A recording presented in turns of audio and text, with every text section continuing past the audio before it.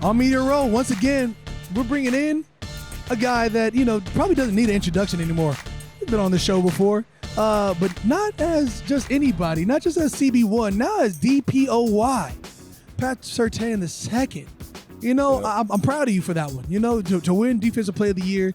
This year there was like a sort of a heated contest between we didn't know which way it would go. Yeah. There was no true clear-cut winner. You came out with the win. I love that for you. It was you. It was Trey Henderson. Of course, they bring in T.J. Watts and Myles Garrett, of course. But Zach Bond as well. There's guys this year that stood out and stand out. But there's games that you held receivers less than 10 yards. Mm-hmm. Multiple of them games. Yeah. You were something special this year. So congratulations. Appreciate that, man. Hey, absolutely. How's it feel to win your first Defensive Player of the Year? Shoot, man. It honestly feels surreal. This is something I had written down on my goal sheet. I wanted to capture Defensive Player of the Year throughout my career. I wasn't expecting it so early, but it happens and it came into fruition. So it's a huge honor, such a prestigious award, the highest rank you could get as a defensive player. Yeah. So it was great, man. Just receiving that award, seeing my family in the stands as well too. Yeah, out here. So it was great. The capture in that moment, it was very fulfilling. Right. Look, I'm not going to lie to you. I have I've seen a lot of success from Alabama products, wide receivers, running backs, quarterbacks, for sure linebackers, defensive linemen. But I've always made fun of them. I was like, you corners can never backpedal, and now we have Pat Surtain. Yeah. I mean, just think about it. You got to change the little dynamic a little bit. Man, I see. I'm not going to name them because it's going to hurt when I call them out. But we don't have to worry about that no more. You got you. Our team picked up Kool-Aid McKinstry, who's starting to come on. As a product of Alabama, how excited are you just for your college alone? You've got multiple Heisman Trophy winners. One of them still playing in the league right now. And then how much does that school pride carry over in the locker room? It carries over a ton. Bama Sci-Fi, that's what we call it, the brotherhood, But it's just great, man. I think the endless memories we've encountered in college, it carries on in the league, and I think throughout our careers in Alabama, we learned a lot. We learned about competition. We learned about the tremendous amount of resources we are able to attain through that, and we learned a lot of life goals as well too. So, seeing success that we have now on the field and off the field, it wasn't a surprise at all. Is it surprising to watch Alabama now without Nick Saban, who's been a staple of championships for so long? Yeah. Is there a fear that there will never be another Road Tide championship? No. It's not a fear. Okay. NIL sort of even the playing school because Alabama, USC. There's a Notre Dame, whatever it was. There was the bigger schools that were always paying their players, and now everybody's able to do so. You can say no, but we know Ohio State back in the Terrell Pryor days. Please stop coming up in a new car. There's some conversation. Yeah, we don't have to lie about it. It just is what it is. It's NIL now. Everything's okay. Yeah. Is there worries now that everybody can play players? Are you going to be okay? I feel like there is some worries. I feel like the lack of loyalty. Yeah, the lack of loyalty plays a factor into it because I feel like from a basis of going to a school, it feels like everything is being negotiated. Like money is the epitome. Like money is how at you a doing? premium. I'm Cam Jordan. I represent the University of California. Yeah, so how much? Exactly. Yeah. So I think that's the issue that evolves now within the NIL landscape. But like I said, I'm all with compensating players. I think they earn it. Absolutely. Because they put their bodies on the line, each and every week. And they got to go to class on top of that. Now they got to play on the field. I think I'm all for it, but I think there's a thin line between getting compensated, doing the right things, and doing the wrong things. I love for every kid, every person in this world to get compensated for the work that they do. You got to feed your family. It's like pay me for the services rendered, and I get that. But also, where's the loyalty when you see a guy go to 4 schools in 5 years? 6 schools in 7 years. Because what you chasing for real, What are you chasing at the college level? Come on, man. I feel like in this era, we get it. You used to have to sit out a year if you transfer schools.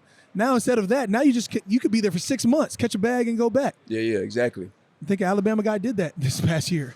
Yeah. He went to Iowa or something, offensive lineman, defensive lineman. Yeah. Went to Iowa, caught a bag, and came right back to Bama. So anyways, I'm back. Richard, I don't know. Smiling. I don't know. I feel like it's sort of like a misconstrued concept. I feel like guys chase the money for the wrong reasons. Then they realize it and it'd be like, dang, I wonder if it's too late. Yes, right? it's kind of crazy now. Yeah, Right? I feel like it's getting hectic. As a kid, as an 18, 19, 20-year-old, Yeah. almost a man, Yeah. you're like, man, I can get paid. I'm going to go get paid. But you realize you're missing out on the camaraderie in the locker room as you grow. Mm-hmm. You're missing out on a great D-line coach or a great position coach that can help you grow Right. to get to what you think is your goal is the NFL. Yeah.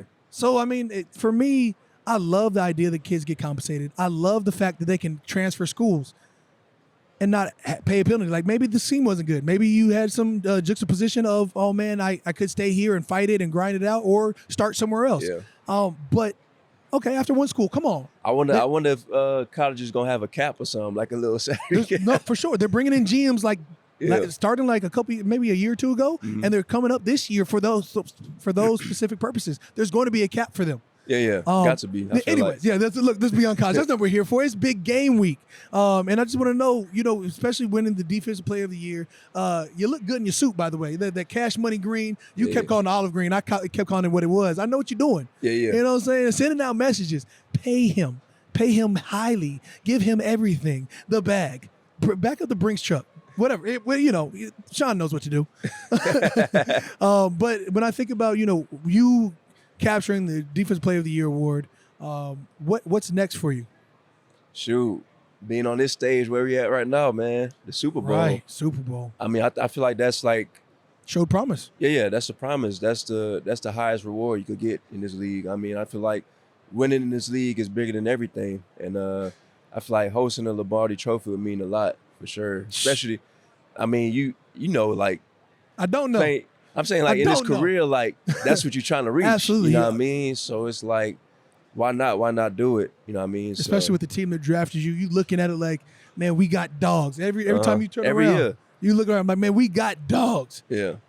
I mean, unless you're on a Chiefs and you just so happen to be in Super Bowl every year, then it's like. Right. It becomes more like, yeah, we're going. Yeah, we're going, no matter what. But, man. Yeah, that's what it is, though, man, for sure. I mean, what does it mean for you to hear, like, Hall of Famers like Champ Bailey praise your game? Saying to say, hey, I think he was far ahead of me in his demeanor. Like, what does it mean just for you looking up to a legend for you as a player, and where does that take you? I think, I mean, it's the highest honor when you get mentioned by Hall of Famers in such a high regard. I mean, that's huge, man. And me and Champ be talking a lot. I mean, I learned a lot from his game. He be dropping gems, man. I ain't gonna lie. Right. I mean, he's right up the alleyway. He comes to the games. Just talk game, and I think that's huge, especially for me, as a young player, and just to get that praise and that high honor. I mean, that's huge. Right. You guys go to the playoffs first time in your career, right? Yeah. So you touch playoffs, and you get that touch of success. You're like, oh, we can replicate this year in, year out. Mm-hmm. You got a good young quarterback. You got a coach who speaks nothing but success. He knows he's confident in every step that he takes. Always. And Sean Payton. But you look around your division, you got Andy Reid, who wins the Super Bowl now. Since Pat Mahomes took over, every other year they're there, if not every year, because they're going for a three-peat this year. You got Pete Carroll, who has won a Super Bowls with, has now entered the fray over at the Raiders. Won a Super Bowl with Seattle, knows how to win.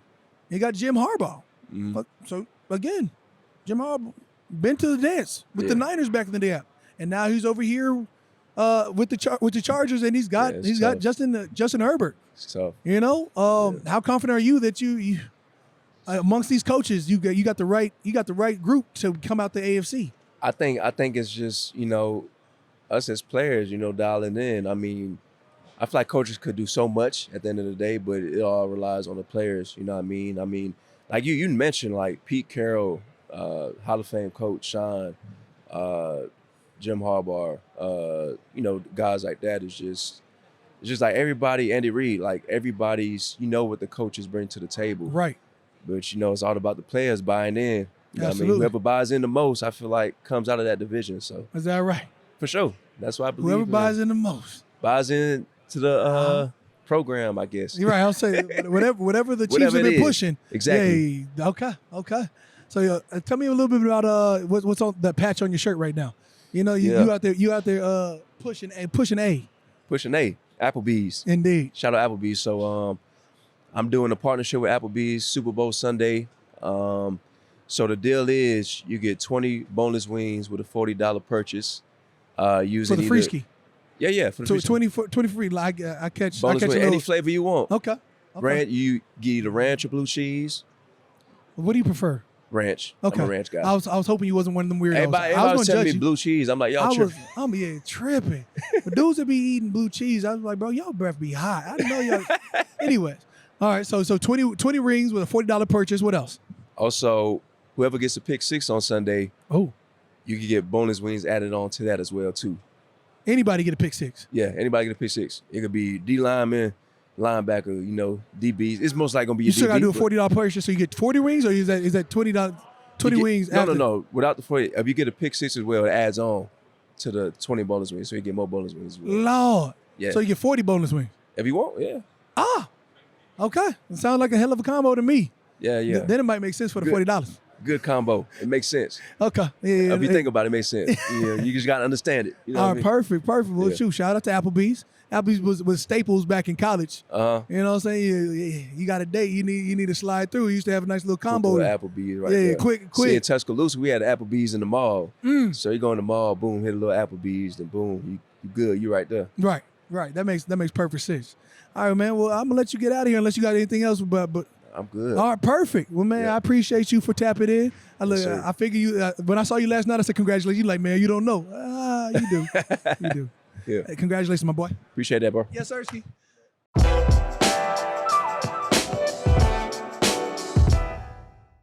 For another shot at Off the Edge with Cam Jordan, my pod. I'm overly excited because I've been doing things with Gerald McCoy for the last 2 days. Just been like in this media row car wash, if you will. But now I get to highlight him because he gave me a hell of a shout out. Let's start this off. We're talking about the Gerald McCoy. You know, before the CBA came down with the roof and was like, hey, we're going to cap these rookies from making money. He was making that man. Yeah, I was the last year of the rookie big money.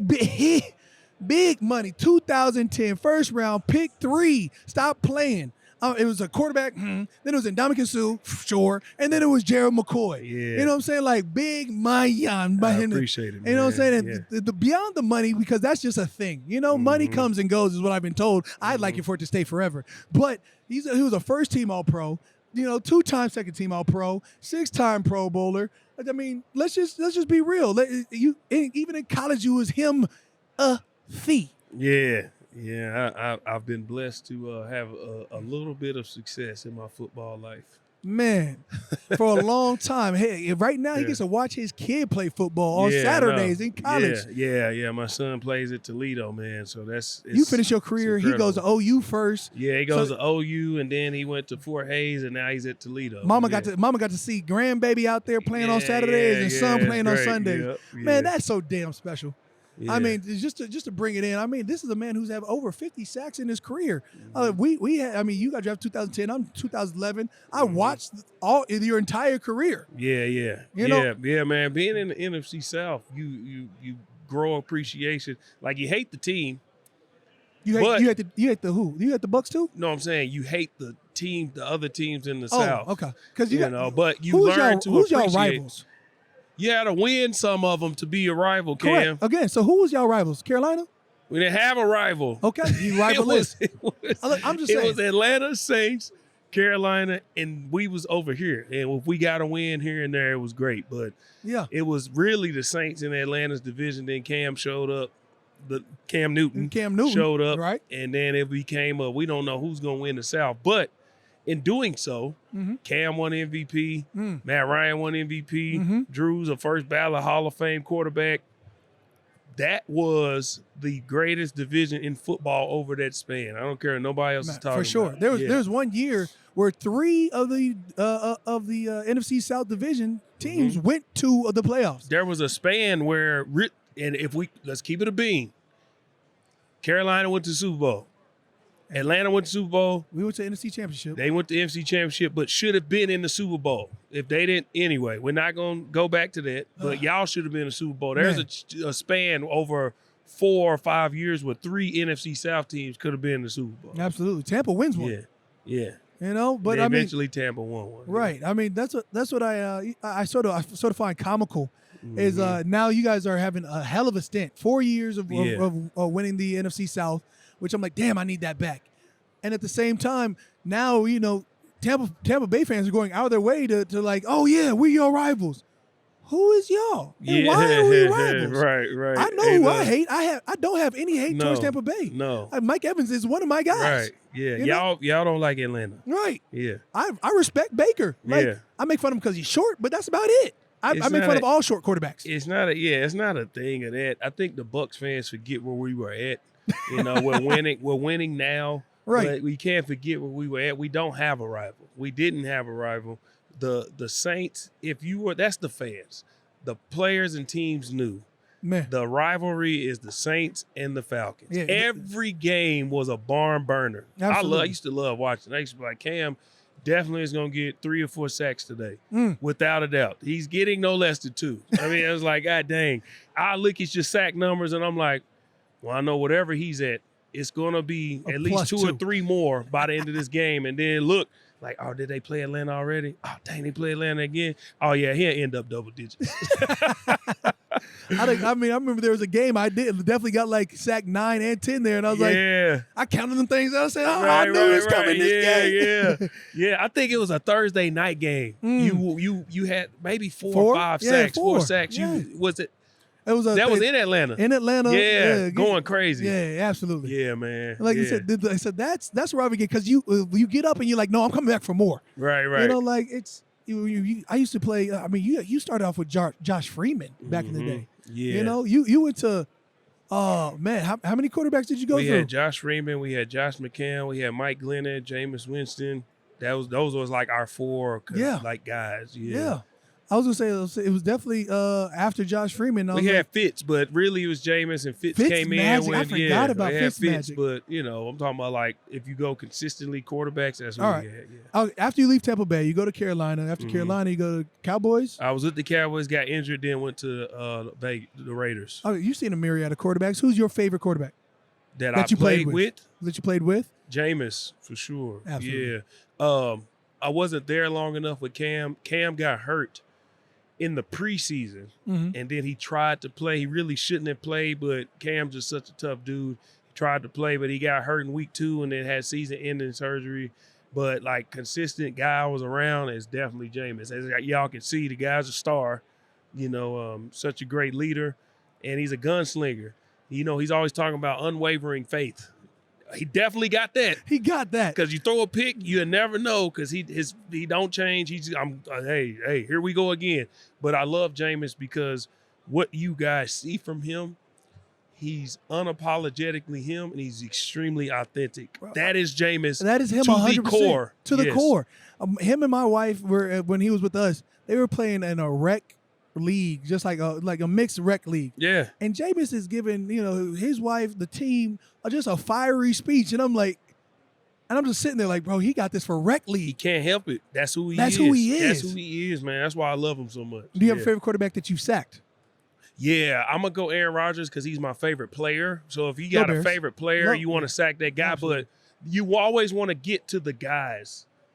So when I sacked Tom Brady, it was like, dang, I didn't even celebrate when it happened because it was like surreal for me because I'm just such a big kid and a fan of the game. So when I sacked Tom Brady, I went to the sideline and Levante, he was like, Jerry! And I was like, dang, it happened, didn't it? Yeah. I got to him. Because, if you don't play these guys often, you got that one game. Yeah. And if you don't play them again for whatever, you just got to get there when you can get there.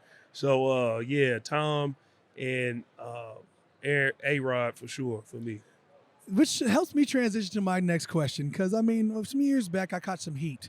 I'm thinking, in my mind, you have you look at the eras of quarterbacks, right? And as we're coming up on this era that you just mentioned, Tom Brady's, the likes of Drew Brees, coming up for eligibility of Hall of Fame. In that era, right? When everybody's like, hey, what's the quarterback you want to sack? They say Drew Brees. They say Peyton Manning. They say Tom Brady. In the realm of quarterbacks you want to be like, those 3 you probably hold pretty high, right? And then the next tier of quarterbacks of that era, right? Yeah. You would say, is that Phillip Rivers? Phillip Rivers. Is that Eli? Eli. Is that Ben Roethlisberger?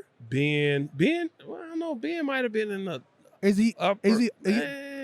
No, Ben. If you talk about guys of our era, Tom, Nobody Payton, ever like, but it's like as Tom defenders. Payton, Drew, Yeah. Aaron Rodgers. I would throw Ben in there. Ben and where? then after but that, where? At 5. Yeah, below all of them. Yeah. So 4, the top 4, boom. Yeah, and then 5. Ben. So Ben is better than Phillip Rivers. Is that because of championships or is that because of? Yeah, I think Ben was, perception. Yeah, I think Ben perception, wins in the playoffs, all that jazz. Okay. You know, he won. Right. And But Phillip was good. He didn't man. win. He didn't win Super Bowl MVP as a quarterback. Yeah, but it's okay. What do you mean? They try and give every quarterback Super Bowl MVP. It's really theirs to lose. Yeah, but shoot, if you Hines ain't making the plays, Touche. you know. Touche. But Yeah. but your receiver wins it. Yeah. Okay. Because you might not have insane numbers overall. Yeah. But the numbers you have might have went to one person. To that. You know Right. what I'm saying? Like Right. it might have just went to that one person, you know, and that's just what happened. So yeah. True. Look, I've had this conversation. I was like, of that era, like, so is he technically a first ballot Hall of Famer? No. Ben? Yeah. No. No. But he's gonna get in there? He'll get Yes. in, yeah. And not a first ballot. The thing, man, listen. First We ballot's talk hard about to do. first ballot. How- First ballot is like, to be first ballot, you have to still be playing, and we know you're you're going. he's a Hall of Famer. He's just still playing football, like Aaron Rodgers. You look at Aaron Rodgers, Von Miller. Drew Brees, when he was playing, we knew before he even broke the record. We like when Drew's done, he's like, to be first, you got to be one of those guys. Like when Aaron Donald was playing, You knew he was all going. right. When JJ Watt was playing, he didn't even have to finish. We like, okay, when he's done, Tom. Some people, you know, when they come up, all right, who else is getting in when Right. they, you know, so Right. everybody can't be a first ballot. My thing is, for me, this is me personally, Mm-hmm.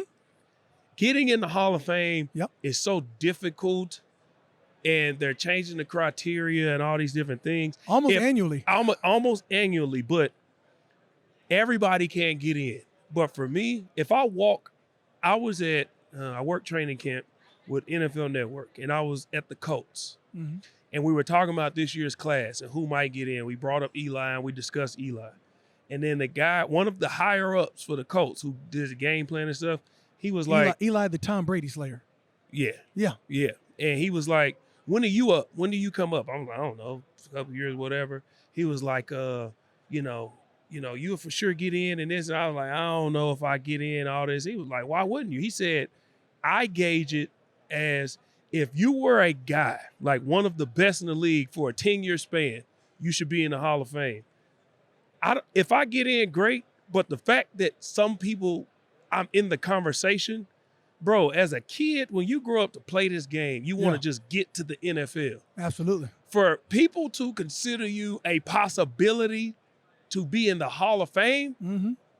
bro, you had a great career. You had a great career. Everybody can't be etched in stone in the Hall of Fame. That's what I keep saying. But if people like, dang, man, you think you'll ever get in? That's all. Hey, the fact that you ask, because there's a lot of people, they done playing, they just done. Exactly. To ask the question, you think you, like earlier, me and you talked, I'm like, Cam, do you think you're a first ballot guy? You said no. Do I think I get in second time? Yeah. The fact that I asked you, you were great. You were great. Right. Like, that's how I see That's it. right. Look, with the numbers that I have now, you say, are you getting in? The question, the answer is a resounding yes. Yes. And I look at it like Numbers, this. I'm like, personal accolades, playoff wins, all of it. Now, when I get this 8.5 sacks or more next season, and I'm sitting at 130, I may change this, possibly getting in year 2, 3, 4, 5, whatever it is. To if I'm not in year 1, I'm looking at people. And about 13 and a half more sacks. If I don't get in year 1 after that, boy, you got me twisted. At 135 sacks, I'm breathing superior air. Right. You should not just rare air. People can get people when rare. they call you, just hand them the paper. Yeah, just, what is this? This is my measurements. Here's my measurements. I'm losing weight right now, so act accordingly. Right. Yeah. I love it. What do you look forward to in a week like this? I'm away from my family. Big game week. You're getting real I'm sleep away now. from my family. I can. Sleep. But I've purposely packed my week because I don't really like being away from my family. So if I'm going to be gone for an entire week, I've been working. Yeah. What I'm looking most forward to is going home. Bro, I have an 8.5-hour pre-show with NFL Network on Sunday. Mm-hmm. When that's over, Yep. don't mention the color red to me. Don't mention the color green. I don't want to hear about no type of bird. I don't want a chief, no skin, pig, foot, ball, none, anything involving that. Don't mention it to me. I'm done. I'll watch the game on my phone. I'm going from the stadium to my hotel to get my bag, and I'm going straight to the airport. I am out of here, man. It's been a long week. I hear you. Yeah, but I'm having fun. I'm having a blast. And this is not, I've been losing weight too. You know, you go one or two ways as a And I had to prep coming to, when you got to prep, I'm working, doing media. I had to prep for what I was going to eat. Yeah. So I've literally been game planning when I'm going to eat because I know if I don't get my workout in, I can't eat the way I want to. Man. New Orleans is like Zion.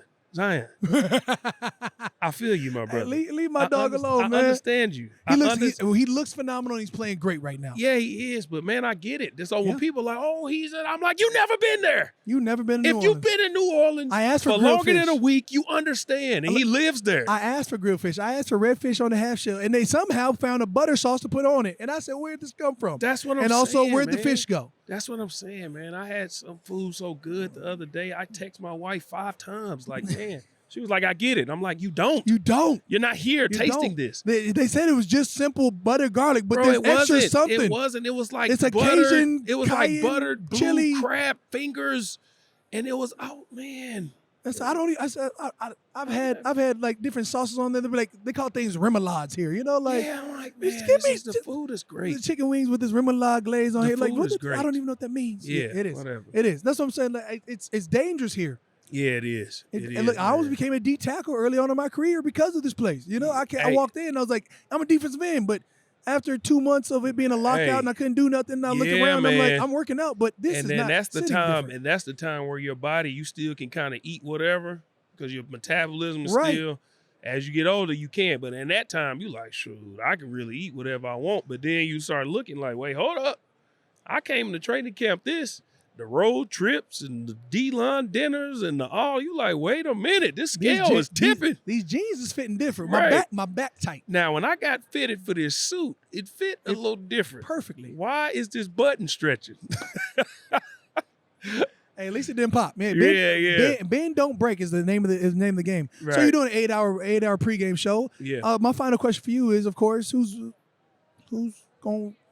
By the time this airs, we're going to be calling them champions. So who is it? Yeah, the champion will be the Kansas City Chiefs, and by the time this airs, they'll probably have the parade and all that going. You gave a great perspective. You picked the winner earlier when I asked you off the score. Like, if it's this score, it was this team that won it. If it's this score, it's that team that won it. Absolutely. That's great because if I put out stats and didn't give you a team, the average stats, you're not going to tag it Kansas City to them stats. Mm-hmm. But if I put the record up, you'll say that's Kansas City. Because they find ways to win. They don't know how to lose. Yeah, they find ways to win, man, and there's no substitution for experience. And that's just like everything. There's things like playing primetime games. When y'all were the New Orleans Saints, primetime games was like, we know we're getting 5 a year. We doing this. You know how to prep for a primetime game. Yep. Whereas the Bucks, in my time, we got a primetime game. It's like, okay, how do I manage the day? I'm so used to playing at 1 o'clock. Now I'm playing at 7. Now I'm playing at 7. And okay, what about traffic? Do I need to leave earlier so I don't hit traffic? We don't have to escort. We at home or whatever. That's how Super Bowl week is. It's a bye week football-wise.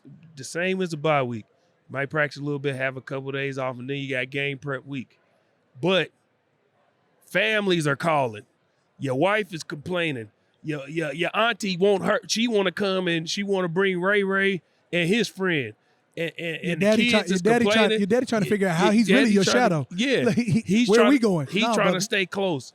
And then you got all these tickets. You got to do another photo shoot, another intro video, and all this stuff. On top of that, you got a game plan. What if you got coaches that ain't been here that much? Right. Well, what about the timing? When should we? I don't want to overcoach, and I don't. Kansas City, they've been here. Too many They've been times. here. They know how to do it. Philadelphia they know how Eagles. to manage. Philadelphia Eagles were just here last year. Yeah, you know what I'm saying? So that's that's why I'm going with experience. Yeah. Absolutely. Okay. Well, you heard it here. Hey, I appreciate you for tapping in with the I pod. appreciate you, man. And Off for the sure. edge with me, your host Cam Jordan, and For I got sure. my main guy, Gerald McCoy, who I've had nothing but respect for our entire cruise while we were playing together. Cam Opposite Jordan, of. Steve Jordan. Man, that would be a great in fact- that'll be a great duo to have in the Hall of No Fame, doubt. wouldn't it? No doubt. I'm just saying, Yeah. I'm looking around. I'm just like, Steve Jordan is already in the Ring of Honor, which Yeah. is your first step. Is have Yeah. your team, like recognize your greatness, and not just need the league to be like, hey, he not only was he a great person and a great player, he has the accolades to back up why he should have a yellow jacket. Yeah. If Shannon can do what he did for Sterling, Cam Jordan should do what he can do for Steve Jordan. Absolutely. And I'm all for it, man. Appreciate Advocate for it. it. Indeed.